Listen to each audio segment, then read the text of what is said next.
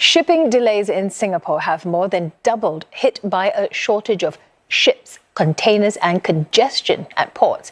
And this could translate into higher prices for consumers amid an impending supply chain crisis.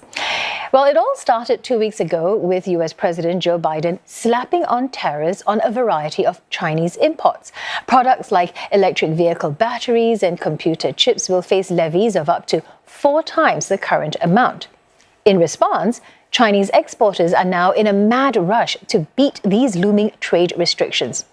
Average container prices in China, which were already on an uptrend, have spiked even further by 88% in the last 2 months.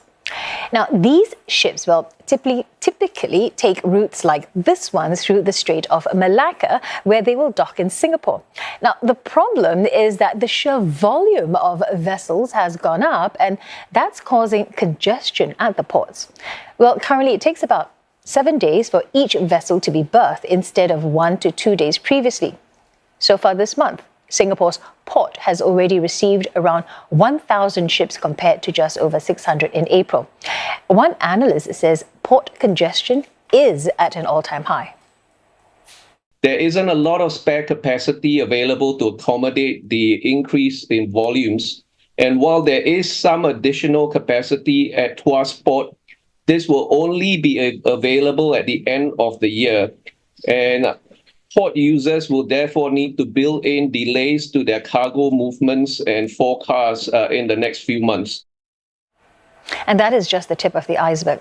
As vessels remain at sea for longer periods of time, exporting countries are facing a shortage of ships and container equipment.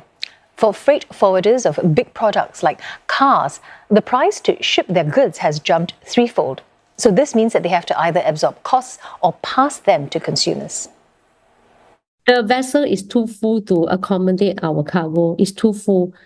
They are over tonnage because China, their cargo loading is so much that they already took up, I think, most of the space in the vessel. So we are left with very little. So those little space left.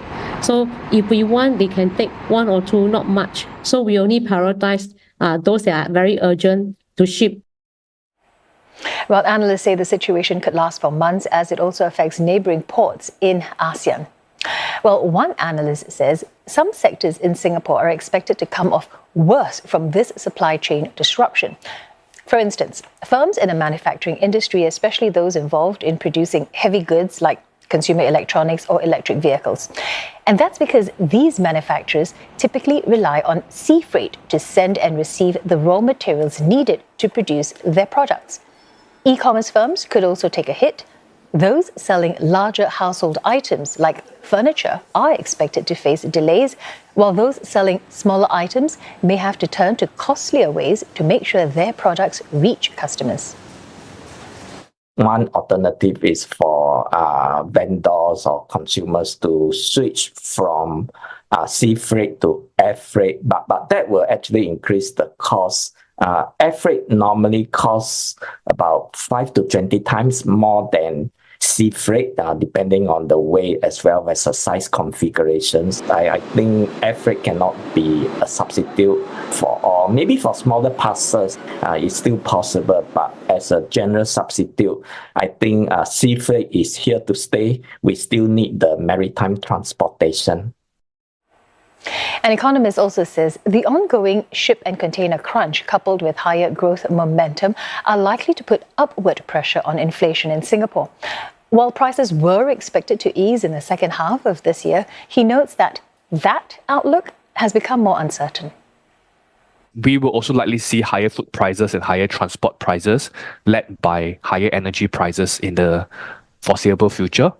And more importantly as well, commodity prices will start to rise, especially when Chinese trade starts to accelerate in its activities into the rest of this year.